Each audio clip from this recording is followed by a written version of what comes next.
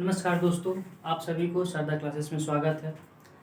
आज हम शुरुआत करते हैं क्लास 10th का त्रिकोणमिति परिचय। ठीक है ना। हम लोग त्रिकोणमिति परिचय,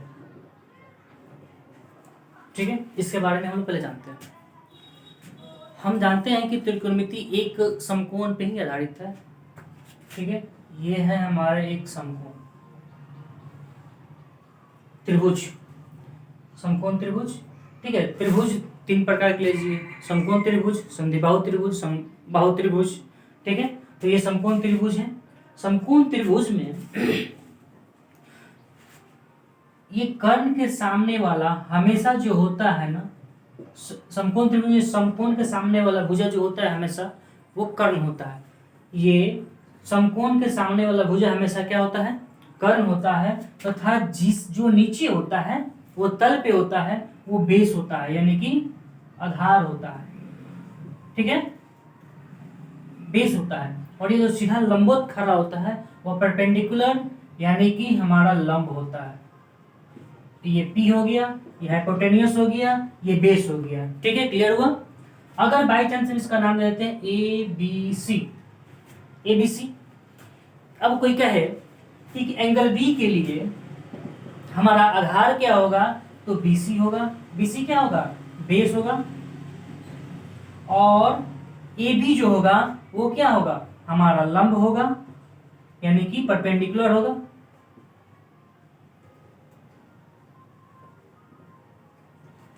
और हमारा AC क्या होगा? कर्ण होगा। कर्ण यानी कि हाइपोटेनियस होगा। कोई दिक्कत? बस इतना बात समझे। और लेकिन अगर कोई बोले कि एंगल ए के लिए क्या होगा भाई, एंगल ए के लिए और एंगल सी के लिए, बी के लिए तो हमारा बेस ये हो गया, लंब ये हो गया और कर्ण ये हो गया। ठीक है, लेकिन एंगल सी के लिए भी बेस हमारा यही होगा, लंब यही होगा, कर्ण यही होगा। कौन सी के लिए भी जो होगा BC क्या होगा? हमारा बेस होगा। AB हमारा परपेंडिकुलर होगा। ठीक है, और AC बराबर हमारा क्या होगा? हाइपोटेनियस, कर्ण होगा। परंतु एक ही जो है ऊपर वाला जस्ट आएगा ना, उसके लिए चेंज हो जाएगा। कर्ण हमेशा समान होगा, यानी कि समकोण के त्रिभुज के सामने का भुजा जो होता है ना वो हमेशा कर्ण होता है। और ये जो हमारा हो जाएगा AB बराबर हो जाएगा हमारा क्या, ये परपेंडिकुलर ना होकर के बेस कहलाएगा। ठीक है ना। और BC हमारा आधार ना होकर के परपेंडिकुलर हो जाएगा। और AC बराबर हमारा हाइपोटेनियस ऑलवेज रहेगा। ठीक है, क्लियर है ये बात? समझ में आई? अब इसके बाद हम लोग जानेंगे त्रिकोणमितीय रेशियो।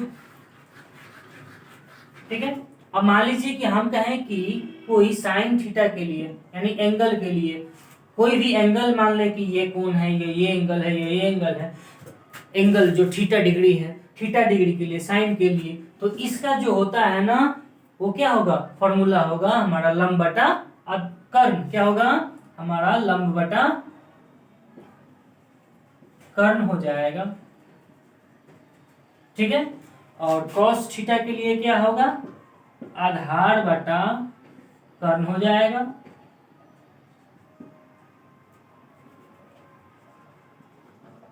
ठीक है, अब आ जाइए tan थीटा के लिए हो जाएगा लंब बटा आधार। साइन के लिए हो गया, cos के लिए हो गया, सेक के लिए आ जाइए। सेक थीटा बराबर क्या हो जाएगा? सेक थीटा बराबर कर्ण बटा आधार हो जाएगा। और हमारा कॉसेक थीटा बराबर कर्ण बटा लंब हो जाएगा। इतना में कोई दिक्कत? ठीक है, इतना समझ में आ गया। अब हम देखेंगे एक हम लोग त्रिभुज में, समकोण त्रिभुज में हम लोगों ने पाइथागोरस प्रमेय पढ़ा था। पाइथागोरस प्रमेय क्या कहता है कि किसी भी समकोण त्रिभुज का दो भुजाओं का वर्ग का योग तीसरे भुजा के वर्ग के योग के बराबर होता है, यानी कि कर्ण का वर्ग बाकी दो भुजाओं के वर्गों के योग के बराबर होता है। ये हमारा पाइथागोरस प्रमेय कहता है। ये फॉर्मूला है जो हम लिख लीजिए, इसको स्क्रीनशॉट ले लीजिए। ठीक है, अब इसको हम मिटाते हैं। ठीक है, पाइथागोरस प्रमेय हमारा क्या कहलाता है? पाइथागोरस प्रमेय कहता है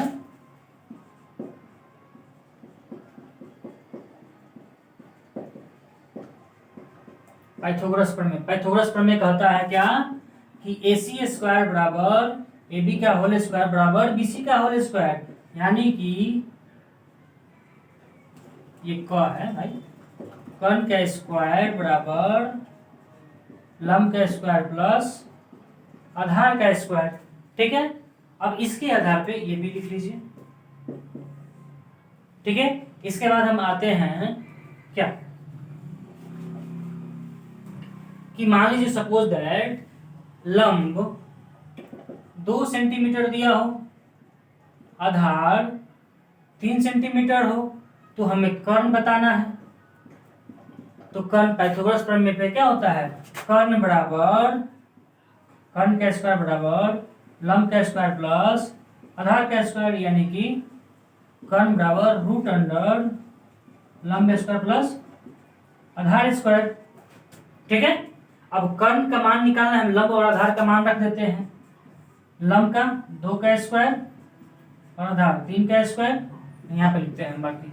तो रूट अंडर हो जाएगा, तो 2 के 4 तरीके 9, 9 4 13, रूट में 13, यानी कि हमारा कर्ण बराबर क्या हो जाएगा, रूट 13। ये आंसर आ जाएगा। ठीक है ना। उसी तरह से अगर हमको लंब निकालना है तो इसमें लंब को इधर रख देंगे और कर्ण को माइनस में, कर्ण को इधर करके आधार माइनस कर्ण कर देंगे, हमारा निकल जाएगा। कोई दिक्कत है? देखिए कैसे होगा। मान लीजिए कि हमको लंब निकालना है। क्या निकालना है?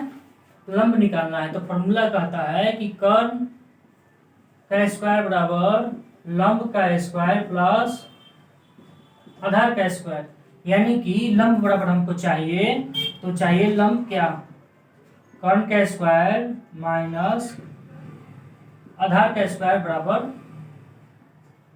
लंब का स्क्वायर।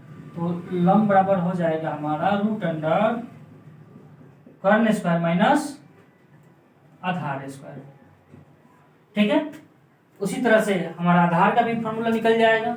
ठीक है, अब इस पे हम अगले क्लास में हम लोग क्वेश्चंस पढ़ेंगे। ठीक है ना, धन्यवाद।